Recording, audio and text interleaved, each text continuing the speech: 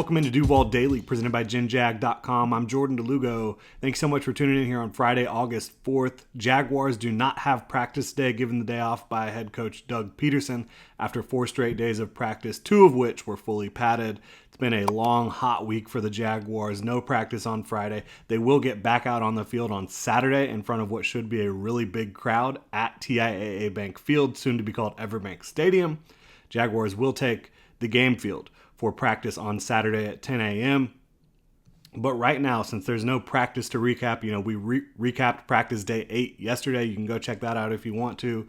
But taking a look at the Jaguars pass rush group, I really like what I've seen from Josh Allen. I think Trayvon Walker is showing signs of improvement. Obviously, DeJuan Smoot will be back at some point to aid that group as well. But beyond those top 3, and again, DeJuan Smoot coming off an Achilles, not sure how quickly it will come together for him. According to John Shipley, he's expected to be back in October.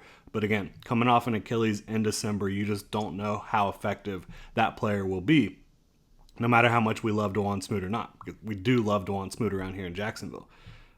All this to say, I think the Jaguars still need pass rush help beyond that top 3. I think the top contenders in the league usually have a good group of 4 pass rushers, at least edge rushers, that can get the job done for them. What would happen?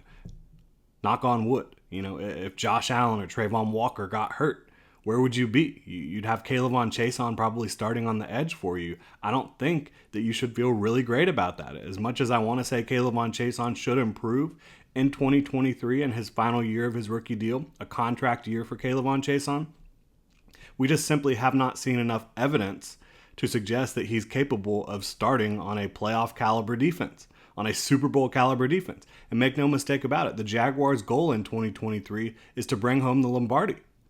You have Trevor Lawrence on his rookie contract still. You've got a lot of expensive defensive players. You've got a lot of talent and expensive players on the offensive side of the ball as well. The goal in 2023 is to win a Super Bowl, and I do not think that the Jaguars have a Super Bowl caliber edge group right now, especially if one of those guys goes down. I do really love what Josh Allen brings to the table. I think he's a super underrated edge in this league right now, and I think he's going to get paid big time following the 2023 season.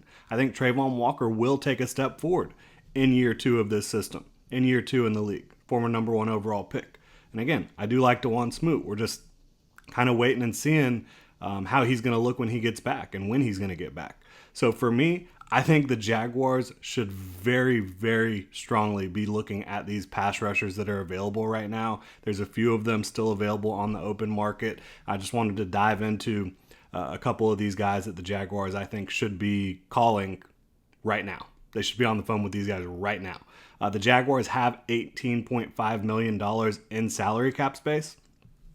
So they have plenty of money to go get one of these veteran edge players that can really help out their pass rush. And for me, there's a tier at the top here of 2 players. Yannick Ngakoue signed with the Bears last night, so he's off the table. Got to start looking at your options here. Justin Houston and Melvin Ingram, that if you were able to bring in either of these guys, I think not only would they be good insurance, but they would massively upgrade what you have as pass rush specialists right now.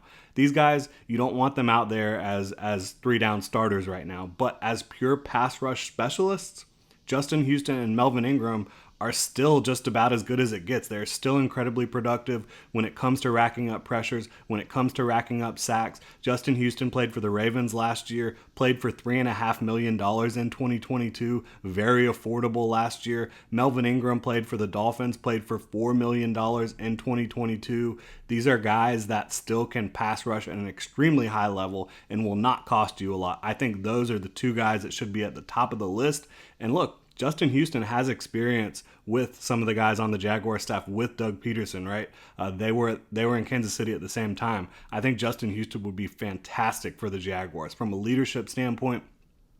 From a pass rush skill set standpoint, I think he brings a lot to the table that the Jaguars currently don't have. And I feel the same way about Melvin Ingram. I think at the next tier which I just don't really know where Robert Quinn is at, coming off a little bit of a disappointing season where he was traded during the middle of the season from the Bears to the Eagles. But the season before that, he set the Bears all-time record for sacks. So, I mean, I think he's someone you should at least be interested in looking at, like, where is Robert Quinn at? He's an older player, as all these guys are that we're talking about, but I think you should definitely be looking into what Robert Quinn wants to do moving forward. Next year, I think Carlos Dunlap would make a lot of sense. He's a guy that played for the Chiefs last year. He's a guy that, even if he's not going to be a sack master in 2023, he can play the run very well, very effectively for you.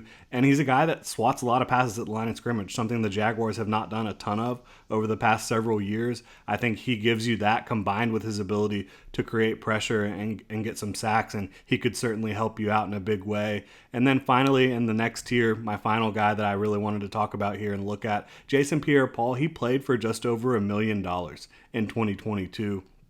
And now he's older, obviously, does have a connection with Mike Caldwell. They spent some time in Tampa there together. Not coming off his most impressive run in Baltimore last year, but if you weren't able to get a Justin Houston or Melvin Ingram or Robert Quinn, Carlos Dunlap, I do still think JPP could come in and help you out with what you currently have and be like your edge 3 to start the season. I just think JPP could help.